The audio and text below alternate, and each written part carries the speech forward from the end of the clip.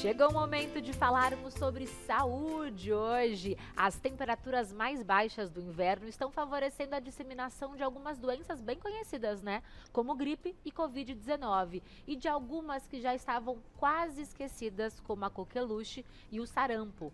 Para saber como prevenir e também tratar essas doenças, hoje recebemos o Dr. Renato Kifuri, que é pediatra infectologista. Seja bem-vindo, doutor. Olá, Pamela. Prazer estar aqui com vocês, mulheres. Prazer é nosso. E é triste, né? A gente vê justamente isso. Doenças que não faziam mais parte do nosso dia a dia, que não estavam mais nos noticiários, estão retornando. Coqueluche, por que isso está acontecendo, sendo que nós temos uma vacina, né?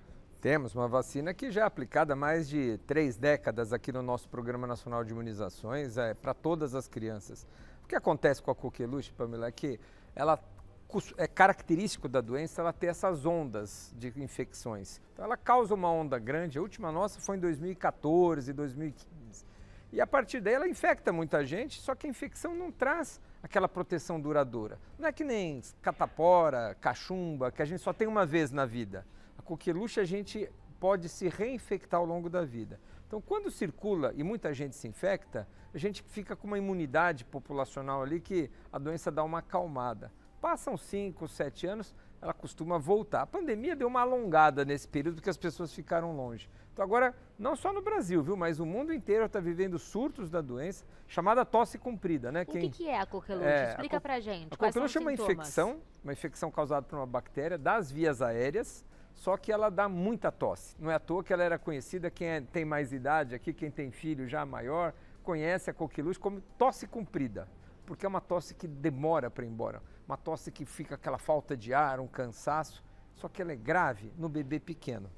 Então, quem a gente tem que prevenir de coqueluche é a criança pequena. E 2 estratégias são fundamentais. Vacinar a mãe, a grávida, você tomou, antes de ter o Bento, você tomou a vacina da coqueluche, porque você passa os anticorpos, protege o bebê no primeiro semestre de vida, e vacinar o bebê na idade certa, que é aos 2, 4 e 6 meses, com a vacina Penta, que a gente faz gratuita para todo mundo aos 2, 4 e 6 meses. Se a gente vacinar toda a grávida e vacinar o bebê pequeno, nós vamos resolver quase todos os casos graves de coqueluche. Coqueluche vai continuar acontecendo, mas quem vai para o hospital, quem acaba sendo hospitalizado é o bebê pequeno. E nós aprendemos isso na Covid, né? Que por mais que a gente vacine, a doença pode acometer as pessoas, só que de uma forma mais leve, mais moderada. Então a coqueluche não vai causar tanto, né? Se a gente manter a caderneta de vacinação em dia. Exatamente isso, né? E vacinar a gestante, né? Fundamental. A vacina grávida protege da gripe, protege da Covid e protege da coqueluche. Sarampo é uma outra doença que mal se falava, né? O que aconteceu com o sarampo? O sarampo nós conseguimos eliminar aqui em quase uma década atrás, em 2016, 8 anos atrás. E aí a gente relaxamos, né, na verdade, essa é a palavra nas coberturas vacinais. Não precisa vacinar, o sarampo já desapareceu. Ele voltou em 2018, com surtos, mais de 40 mil casos de 2018 a 2021. E nos últimos anos nós estamos conseguindo reduzir bastante. Mas, infelizmente, de novo, o mundo está cheio de casos de sarampo. Só na Europa foram 30 mil casos o ano passado. E quantas pessoas não vão para a Europa e voltam trazendo o vírus para cá? Então, se a gente descuidar e não continuar vacinando, a gente volta a ter sarampo aqui. É uma das principais ameaças, porque o sarampo se transmite muito fácil. Ambas são doenças virais, que passam pelo contato. Coqueluche é bactéria. Bactéria. Mas também transmissível pelo contato respiratório. As duas se transmitem por respiração, mas a coqueluche é uma bactéria, o sarampo é um vírus. Ambas muito transmissíveis, por isso que quando você baixa a vacinação, são as primeiras que costumam aparecer, porque você não tem ali você tem uma facilidade grande de transmissão. Então, o retorno dessas duas doenças mostra que o nosso termômetro vacinal está reduzido. Exatamente, esse é um indicador importante. Se a gente começa a reconhecer casos de sarampo, fala, opa, por que está tendo caso de sarampo? Porque as pessoas não estão vacinadas. Felizmente, não chegamos a este ponto ainda. O Brasil está sem casos de sarampo há quase 2 anos. Então nós estamos livres do sarampo durante um tempo, mas a ameaça continua.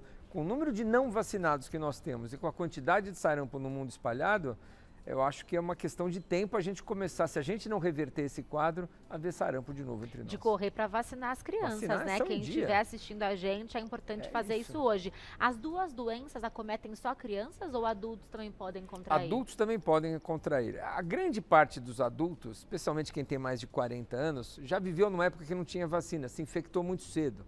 Ou já tomou vacina, então é difícil a gente ver sarampo em indivíduos com mais de 40, 45 anos de idade. Por isso que é mais comum na criança pequena, que a primeira dose é só com 1 ano de idade. Então essas pessoas adultas, às vezes que não se vacinam, adolescentes, pode até não ter um sarampo grave, mas elas que vão transmitir para a criança pequena, que ainda não tomou sua primeira dose, que é aos 12 meses. Então os bebês que acabam sendo vítimas do sarampo, bebês pequenos, se infectaram porque alguém transmitiu para ele, igual coqueluche. Alguém com coqueluche transmitiu para ele, alguém com sarampo transmitiu. Então vacinação é mesmo um pacto, né? A gente se vacina para proteger-nos e para proteger aqueles que vivem com a gente. Quais são os sintomas do sarampo? O sarampo é uma doença febril, né? Então, aí tá, no desenho a gente colocou aí alguns dos principais sintomas. Então, para suspeitar de sarampo, é preciso ter febre, precisa ter as manchas vermelhas no corpo, típicas do sarampo. Mas mais sintomas respiratórios, tosse, coriza e conjuntivite. Então, se você tem manchas vermelhas no corpo, febre e, além de tudo, tem uma conjuntivite, uma tosse, claro que pode ter dor de cabeça, manchas na boca, mas esses são os sintomas que fazem a gente suspeitar de sarampo. A gente fala que é um caso provável de sarampo. E aí tem que colher exame. E às vezes, antes do resultado dos exames, a gente já sai vacinando quem teve contato com essas crianças para fazer um bloqueio. Mesmo que a suspeitou de sarampo, já tem as iniciativas para bloquear a transmissão. Depois de quanto tempo que eu aplico a vacina, ela começa a ser eficiente? A primeira dose que a criança toma aos 12 meses leva uns 15 dias para começar a fazer uma resposta protetora. Se eu já tive no passado uma dose ou duas, o reforço, que é a segunda dose, que é feita com 15 meses, já é mais imediata a resposta porque você já fez a primeira dose. Mas muito adulto me pergunta, Rejane, olha, eu não sei se eu tive sarampo, eu não sei se eu tomei a vacina, eu não sei onde está minha carteira de vacina, o que eu faço? Toma. Na dúvida, tome a vacina. Essa é a resposta. Se você não tem uma carteira de vacina, é gratuita também. Nas unidades de saúde, quem tem menos de 40 anos de idade pode ir tomar sua vacina de sarampo para todo mundo. Tem a confirmação, já tem as 2 doses, ok, está protegido. Mas se não sabe, se não tem ideia de onde está a sua carteira de vacina, receber essas doses adicionais não traz nenhum problema. Quando o frio chega, né, o inverno chega, a gente começa também a ouvir falar de bronquiolite, que é uma doença que acomete crianças pequenas. O que é a bronquiolite e como que a gente pode cuidar dos pequenos? A bronquiolite, ela começa como um resfriado, viu, Pamela? Não é uma doença que você já começa com cara de, que nem sarampo, mancha vermelha, febre. Coqueluche começa às vezes com um resfriadinho. A criança começa a tossir um pouco, uma coriza, estado geral bom, sem febre ou com febre muito baixa, aí ela vai progredindo. Normalmente ela vai evoluindo para um cansaço, uma dificuldade para respirar. Geralmente o pico da piora é entre o 5º e o 7º dia, onde a criança começa a ficar com falta de ar, porque os bronquíolos, por isso que a gente chama de bronquiolite, é onde o vírus vai. Então ele entra pelas vias respiratórias e atinge o pulmão lá na sua parte mais terminal. Então, inflama, não consegue colocar o ar para dentro, dá esse cansaço, essa falta de ar. E olha, às vezes precisa internar a criança, às vezes vai para UTI, às vezes precisa ser entubado, porque a insuficiência respiratória é muito grave. Às vezes, né? A grande parte das vezes a criança vai bem, trata em casa, mas muitos precisam ser hospitalizados. E não existe vacina? Apenas prevenção para crianças prematuras, é isso? Olha, Pamela, a gente tem uma vacina hoje em desenvolvimento, tanto para grávida, como a gente faz para coqueluche, vacina grávida para proteger o bebê, e quanto usar os anticorpos prontos para dar para o bebê, prestes a chegarem aqui no Brasil. Já estão licenciados, Pamela, nos Estados Unidos, na Europa, a Anvisa já autorizou, então em breve a gente vai ter estratégias de prevenção para o vírus sincicial, que é o principal vírus causador da bronquiolite. Então, quem causa a bronquiolite quase sempre é um vírus de nome difícil, vírus sincicial respiratório, a gente chama de VSR. Muitas das mães que estão nos escutando aqui, você já deve ter ouvido falar também, né? Mas provavelmente o Bento já perdeu a oportunidade de tomar, o seu filho, porque a gente faz logo que nasce. Então ele, quando chegar na temporada do ano que vem, as crianças que vão estar nascendo já vão receber ao nascer para atravessar o primeiro ano de vida protegido contra o VSR. Assim como a gripe, será uma vacina que nós teremos que tomar todo ano, as crianças? Provavelmente não, Pamela, porque a gente tem a vacina para o VSR com o intuito de proteger o primeiro ano de vida, que é onde a bronquiolite hospitaliza, leva aos quadros mais graves. O bebê que pega uma bronquiolite com 2, 3, 4 anos, ele vai muito bem, passa com resfriado, suas vias aéreas já estão maiores, sua imunidade é melhor, então dificilmente ele tem complicações. O que a gente tem medo, receio na bronquiolite é o primeiro ano de vida. E como o Bento, né, e assim como muitas mães que estão assistindo agora podem ter bebês que não tomaram a vacina, né, já que ela não tem aqui no Brasil ainda, como que a gente pode proteger essas crianças menores de 1 ano? Doença de transmissão respiratória, né, Pamela? Então a gente passa a coqueluche, o sarampo e a bronquiolite de pessoa para pessoa. Então crianças pequenas não é para ficar expondo em aglomerações. Não é para levar para ambientes fechados, não ventilados, com muita gente, festinhas, cultos, igrejas. Tem que tomar muito cuidado com as crianças pequenas, porque é nessas horas que as crianças adoecem e os vírus são transmitidos. Então, ficar em casa nos primeiros meses de vida, evitar contato com pessoas doentes. Pai, irmão está doente, põe máscara, lave a mão com frequência. É o jeito que a gente tem para proteger das doenças respiratórias e a bronquiolite não é diferente. E claro, aleitamento materno é protetor, não expor essa criança ao cigarro, à fumaça do cigarro. Mais tarde possível ir para creches, berçários, contato com outras crianças é legal, então, por isso a gente quer tanto a licença maternidade de 6 meses, para deixar o bebê ir mais para frente, para a escolinha e, consequentemente, ter menos contato com o vírus. Né? E falando sobre vacinação, por que quando a gente fala de vacinação de crianças, os bebês tomam mais de uma vacina no mesmo dia? E quando a gente fala de vacinação de adulto, né, tomei a vacina da gripe, eu não tomo junto com a vacina da Covid-19. Qual que é a diferença do sistema imunológico da criança e do adulto? Na verdade, o primeiro ano de vida é o ano de maior vulnerabilidade. Na verdade, são os extremos das idades. Cada vez mais a gente reconhece o idoso como um grupo de risco para vírus sincicial, para gripe, para Covid, para herpes zoster, para pneumonia. Por quê? O idoso envelhece o seu sistema imunológico. O bebê pequeno tem uma imaturidade do seu sistema imunológico. Não é à toa que as doenças incidem com muito mais frequência nesses extremos das idades. E o bebê, o mesmo motivo que deixa esse bebê mais vulnerável a essas doenças, porque o seu sistema imune não responde bem, ele responde mal às doses de vacina também.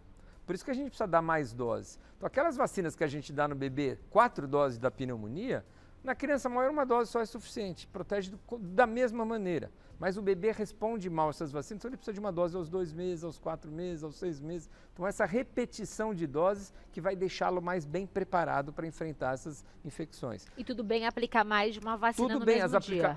Todas as vacinas elas são estudadas. A gente estuda a vacina. Posso aplicar essa ao mesmo tempo? Dá mais reação, dá menos? Interfere uma na resposta da outra? Só depois desses estudos que elas são liberadas para aplicação simultânea. Então, como tem muita vacina e não dá para ficar cada 15 dias levando o seu bebê numa unidade, a gente agrupa as vacinas e faz 2, 3 picadas.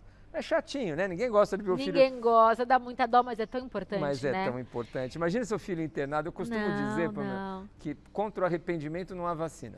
É uma picadinha do amor, né, que a gente fala. Isso. E para encerrar, para quem está nos assistindo agora e não está com a caderneta de vacinação do filho em dia, a gente sabe que há um prazo, né, para cada uma das doses. Atrasei, posso vacinar mesmo assim? Deve, né? As vacinas, mesmo atrasadas, podem ser recolocadas em dia o quanto antes. Não há necessidade de recomeçar os esquemas. Eram 3 doses, eu tomei a primeira e não completei o esquema. Não tem problema, assim que você completar o esquema, o neném vai ficar protegido. Então não há necessidade de recomeçar, porque esse sistema imunológico já foi estimulado com a primeira dose. Completa o esquema, termina o número de doses e vão proteger as crianças, né? Não há nada pior do que ver um filho doente e a gente saber que podia ter sido evitada essa doença. Uma simples vacina. Sem dúvida. Evitar dor, evitar sofrimento, evitar uso de medicamentos, evitar falta ao trabalho, evitar hospitalização, morte, sequelas, às vezes, de doenças. Muitas delas podem ser evitadas pela vacinação. Renato Kfouri é pediatra infectologista e você encontra mais sobre ele no @Renato Cafouri. Falei como É se isso aí. escreve, tá? Renato Cafouri. E eu tenho um convite para te fazer, porque eu soube aceito. que você cozinha. Opa! Cozinha o quê, Eu Kfouri? cozinho frutos do mar, peixes, carnes. Salgado é a sua especialidade. Salgados, massas, É. saladas, entradas. Então, eu acho que no nosso próximo encontro a gente pode sim falar sobre cuidados com as crianças, né? Mas podemos também fazer um prato. O que você acha? Vamos. Bora pra Com cozinha? muito prazer virei Vai ser aqui. legal, hein? Vai Quero ser ver bom. você colocando a mão na massa.